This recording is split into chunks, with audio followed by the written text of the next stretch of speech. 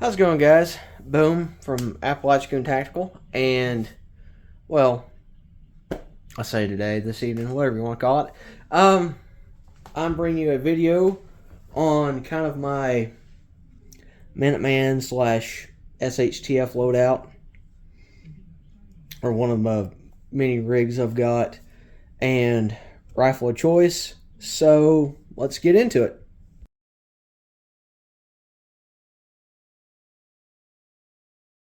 Sorry about that. Had to readjust the camera there. So, starting out, got our little basic SHTF rifle. Just a good, solid dual build.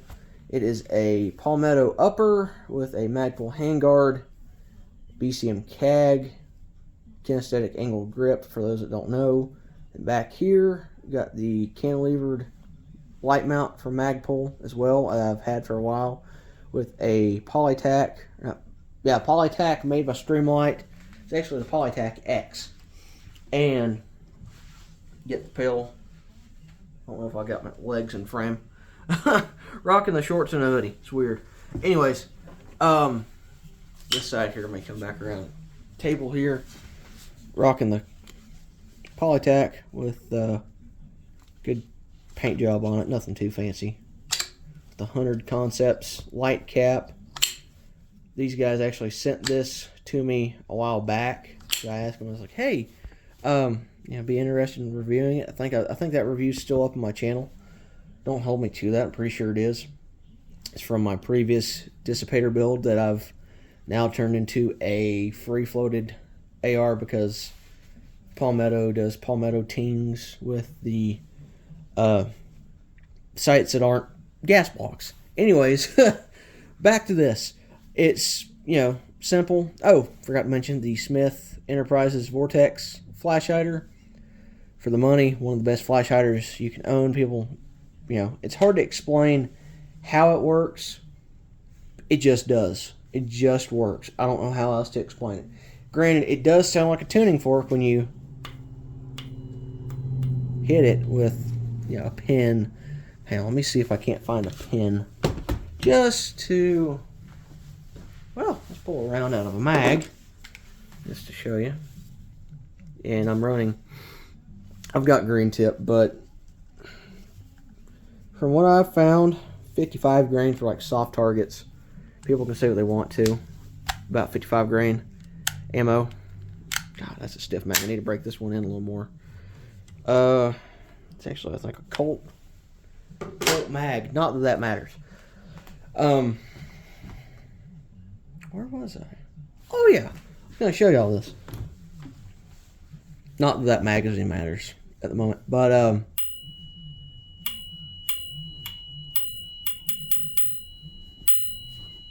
yeah, even with hearing protection on, you still hear that every time you take a shot. With every single shot you hear. So if you have tinnitus, you probably won't be able to hear it. Or if, like I said, even with hearing protection on, you can still hear it. I can still hear it. I feel like I'm about half deaf sometimes. But it's just interesting. Any kind of movement of the rifle, not mean to slam that down. Any movement of the rifle, like chambering the bolt, I don't know if you can hear that, but open chamber, and let the bolt go. It does a little bit of a ting. It'd be doing tings. Mine. Anyways, just a simple setup. I do have a Magpul grip on it. MOE, I think it's a plus. It's a rubberized with a battery pod in here for 2 CR123s. Not going to dig that out just because I don't feel like fooling with it. Let me set this back up here. So, basic gist of the rifle. Oh, a Car 15 stock from B5 Systems. I just wanted to have a basic carbine stock, and the newer ones weren't all that appealing, kind of with the The butt plate on the old school, like this one right here, it is, you know, straight up and down. Newer ones are kind of tapered in, if that makes any sense to you.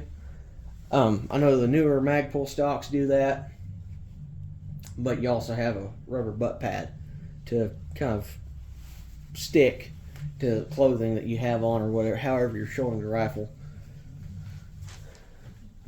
I like that. It's just a vibe, honestly. It just fits the rifle. It's just cool. Old school cool. Anyways, you know, nothing fancy. Anderson lower, PSA upper. I've spent 5 minutes talking about this damn rifle. I just realized that. But it's a good shooting gun. I've put, you know, several mags through it, so about 100, 200 rounds. Definitely not the 1,000 round point.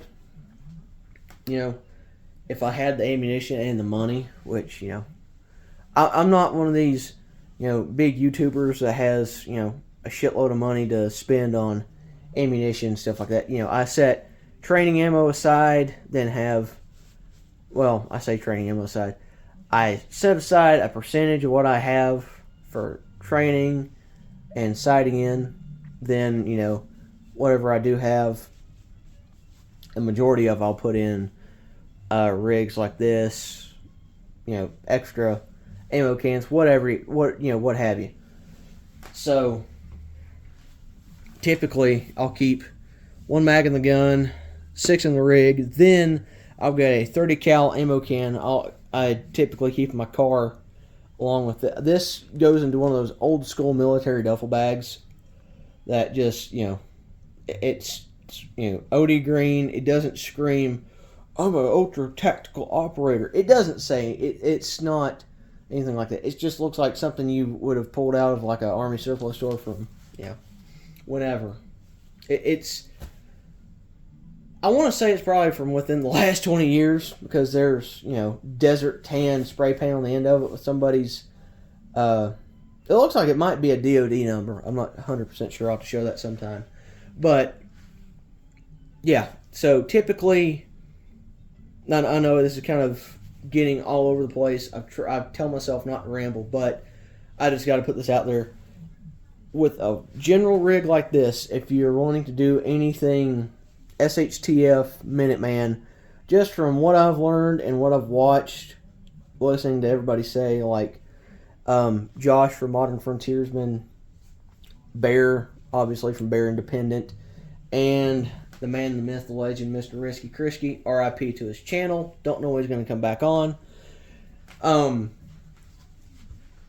Yeah, they always generally say at least 6 on the rig. I know Josh at least has said 6 on the rig for just, you know, solid Minuteman.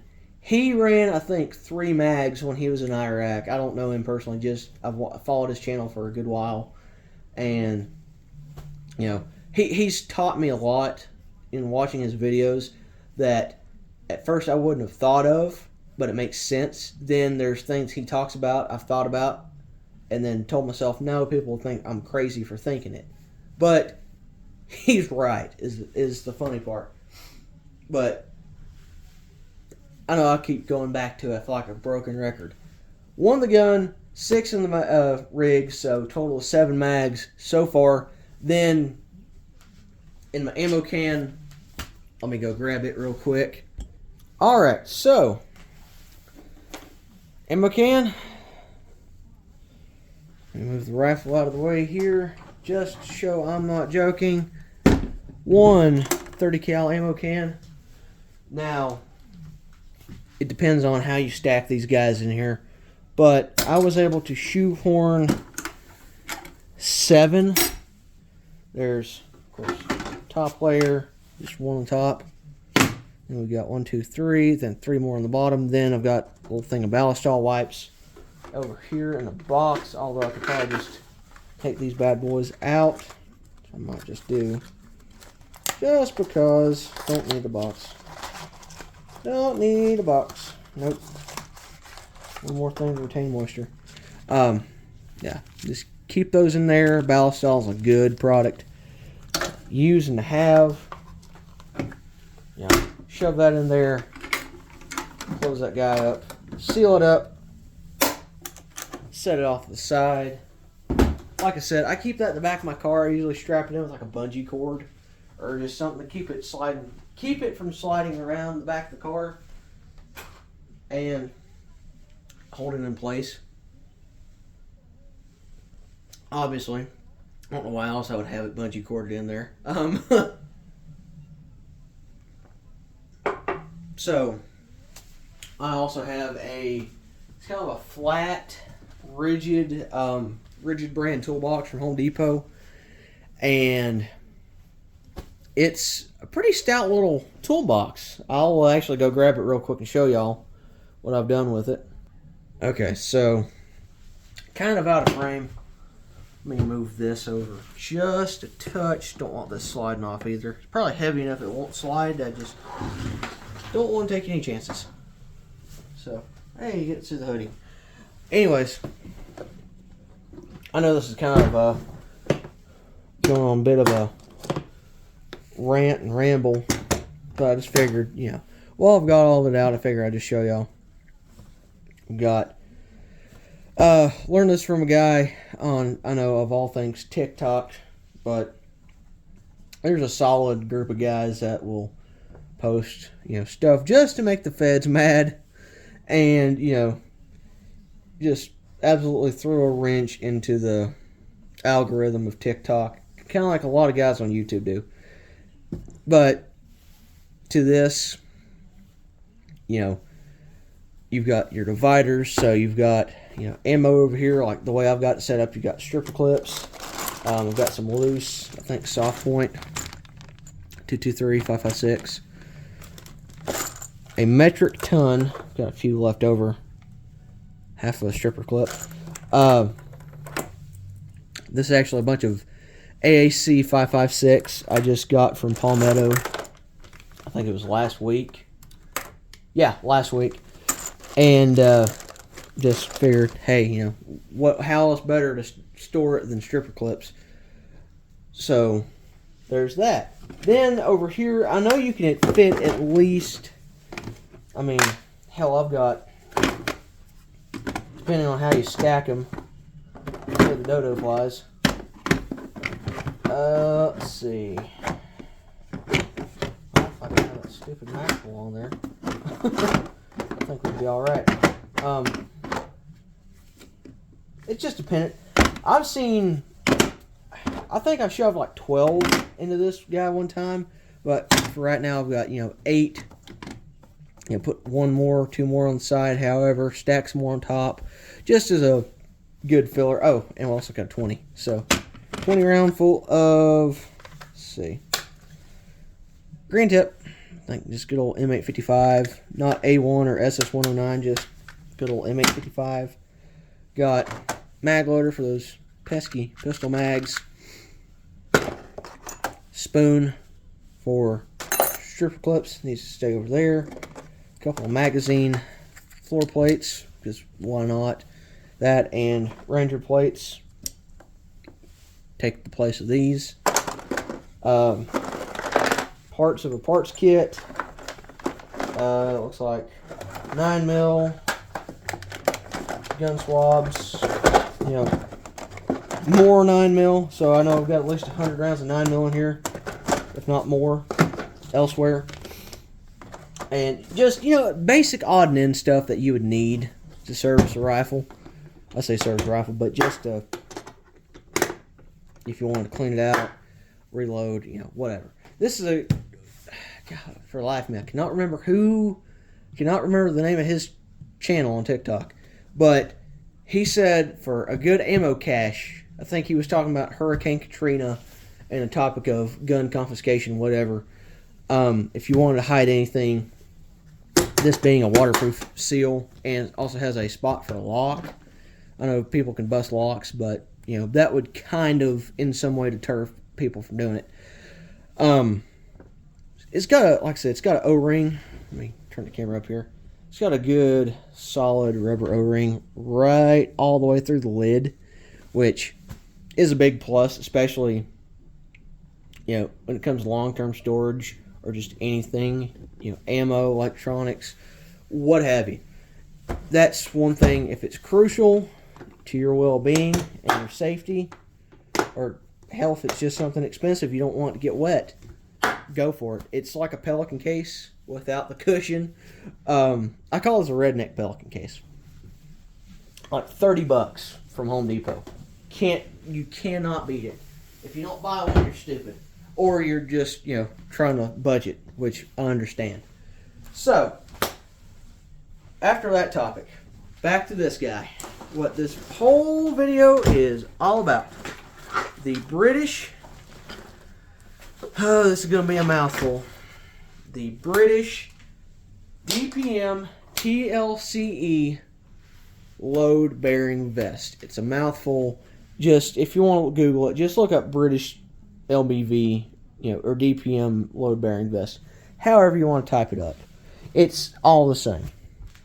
There are some kits that look like Alice rigs in a way, like Alice belt rigs with the suspenders. Kind of the British response to it. I think more suited for like FAL mags, LAR, whatever they had. I want to say it was L1A1 actually. It's the same rifle. This is kind of, I want to say mid-80s when they have like the L85 in standard issue. That hunk of shit. I'm sorry. Not really. I think this is probably the best piece of kit that I've bought military surplus so far. One of many.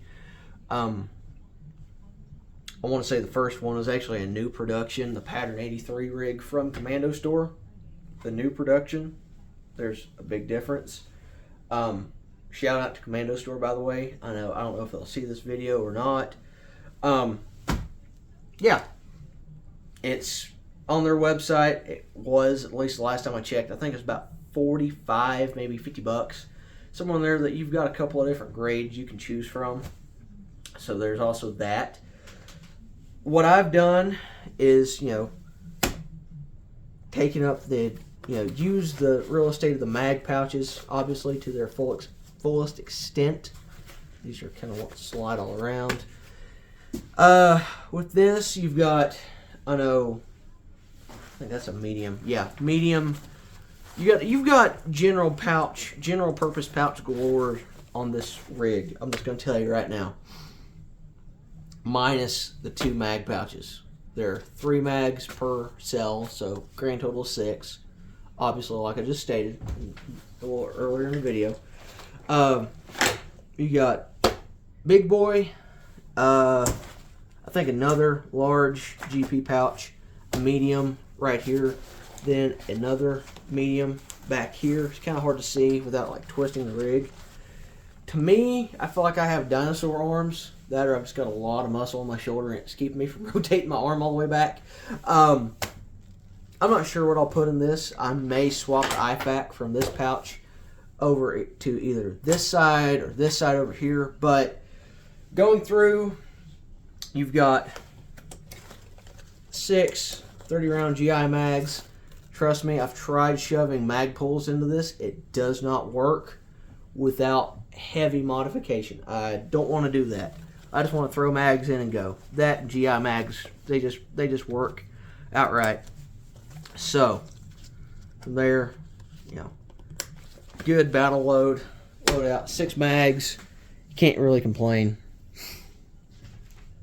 Then from there, you've got your IFAK. Well, I've got my IFAK right here. Everybody's different. Do what you will with this rig if you get it. If you have any suggestions or ideas, please leave a comment. I would love to know what y'all do to these, or anything similar to this rig. I just want some ideas. I've kind of run out of ideas. Anyways, got a good storm seal on the general purpose pouches. Some of them, like I know the radio pouch, the material that's like the weather seal, it's kind of getting ratty looking. But you have hit or miss stuff. It's nothing too crazy. Got a cat tourniquet in there. The reason why I'm not pulling it out is I just don't want to have to repack it, because I've got it packed in there the way I want it. Got a cat tourniquet. hyphen chest seal, Israeli bandage, gauze. I want to say I think I've got gauze. Quick clot gauze. I know I have that. Shears. And even a Sharpie for writing on the tourniquet. Moving over from that, we've got, of all things, well, I didn't seal this up right. Got a good old-fashioned U.S. canteen, one of the 1-quart canteens with a water key. So if you're in any like urban environment, you want to have water, you know, or you need a water source without having to get into questionable resources. 90 to 100% of urban buildings, you know, within cities, they're going to have, you know, water outlets on the side that are going to have one of these 4 sizes generally. So, or if you just have a house and you don't know where the hell the key is for it, this works. So they're not bad. I think I paid like $10 for this at Ace Hardware. I used to work at Ace Hardware, so got a pretty good deal on that. Not anything to write home about, but it does the job. Keep that in there, kind of toward the top, so I can get to it a little quicker. Just to have, just, you know, if I want to get water fairly quickly from a spigot or faucet, wherever. In the South, we say spigot. Everywhere else, you know, faucet, spigot, whatever the hell you want to call it. Anyways, so from that, and on that same note, let me switch up here to this pouch, and I'll be right back. Alright, so moving up to this, we've got, in here, we've got a whole bunch of odd and end items, quite literally. When I say odd and end, we've got a shitload of stuff. Not really, just enough to kind of throw you for a loop, especially if you're kind of, you know, lacking creativity like myself. Well, if you have creativity, but you're kind of all over the place. So, deep in the bowels of said pocket, we've got more gun wipes, because to keep a rifle going, you need to keep it clean. One key aspect of that. You see also the rattiness right there I was talking about. Then, we've got water purification tablets. I probably need to add that into another pouch, probably with the water key also, just kind of keep that consolidated, something, not sure. Anyways, got those. They get the job done. Probably not the greatest for you in the world, but hey, it keeps you from having dysentery or God knows what else. Then from there, we've got 2 items that are crucial to survival, especially if you're out in the woods. A compass. Hopefully this doesn't affect it too much. Yeah, it does a little bit. It hasn't affected the compass. It's Brunton. Cannot remember the name of this one, or whichever type it is. Little pocket compass. Got a little dongle lanyard right there. Yeah. I might try and tie it into that little strap right there, just to keep it from falling out of the pack. Maybe. Don't know yet. Like I said, still kind of working the kinks out of it. But, good old Bic, because, oh, about caught that on fire. This is much better than having to, you know, hit a flint and steel. I don't say flint and steel, but like flint and a ferro rod. Anything that's going to take a lot of physical, you know, time of, I just did the flint motion there. Kind of the good old, like that. Anyways, that's much quicker to light kindling or whatever than friction fire. However, whatever primitive ways, like a video Barrett posted a while back, he said, if you want to do it, have at it. You know, go ahead and do that. You know, but like him, I'm going to go with the good old trusty flick my Bic. Then, I forgot about these. Ew, got some earplugs in there. Need to change these out because, you know, if you're in a cascade of gunfire, you definitely need to be able to hear stuff. Yeah, those, I've worn these a couple of range days. I've got a whole bag of them. Not too worried about these. So, just toss those little guys in the trash there for now.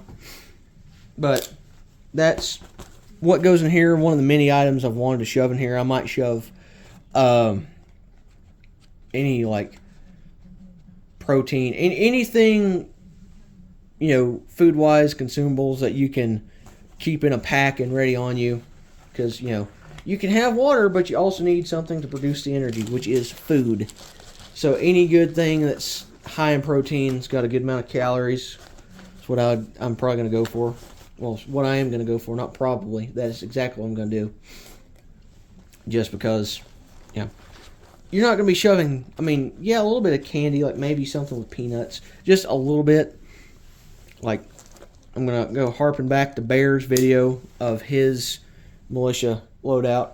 He had at least, I think, a pound of, like, honey roasted peanuts in a pack, like on one of the bags or pouches somewhere on his belt or on his chest rig, just as, you know, on the go calories, something that he can use, you know, just basically at the ready. Obviously I'm a little limited for space, although no, I'm not a little limited. I've got, you know, 2 pretty good sized pouches that I've yet to use. I'm sorry I'm rambling, y'all. I just realized it's like 4 in the morning making this video, so I figured I'd shell it out pretty quick. Also, my phone's about to run out of space on storage. So, up here, got the elusive, the ever so elusive Baofeng UV5R, however you want to pronounce it, with the extendo clip battery, as I call it. It helps the radio kind of sit in the pouch a little more properly. It's got the channels I've wanted to program into it. Can't remember when this one was made. I was able to program it to like other channels to listen and, you know, communicate for legal purposes. That's a joke. FCC, kiss my ass. YouTube, don't strike this video, please. But, you know, it's got the basics. I need to run a mic out of this pouch, because if I want to talk on this radio, I'm going to have to come up with a solution quick. I say quick, but just come up with a solution in general to be able to properly use comms for that reason. Then, almost forgot this because they're hidden. On both sides here, both sides of the rig, you've got Napoleon-style little map pouches. You know, obviously got the mesh backing. I think it's got a pocket within the pocket. On this side, I like to keep a good pair of frog gloves. You know, good Nomex, Aramid, whatever you want to call them. Gloves, I feel like I'm so out of frame right now. But, yeah. Good, simple gloves. Heat resistant, if not heat proof. Some of the best damn gloves you can buy. Buy them when you can. Then, lastly, got a map, Right in the Rain. I'm not going to dig those out. A map of my AO, Right in the Rain notebook. Then a leadership book or whatever. I need to take that out. So, yeah, that's it. That's the rig setup. Yeah, you guys have any questions, concerns, leave a comment. See ya.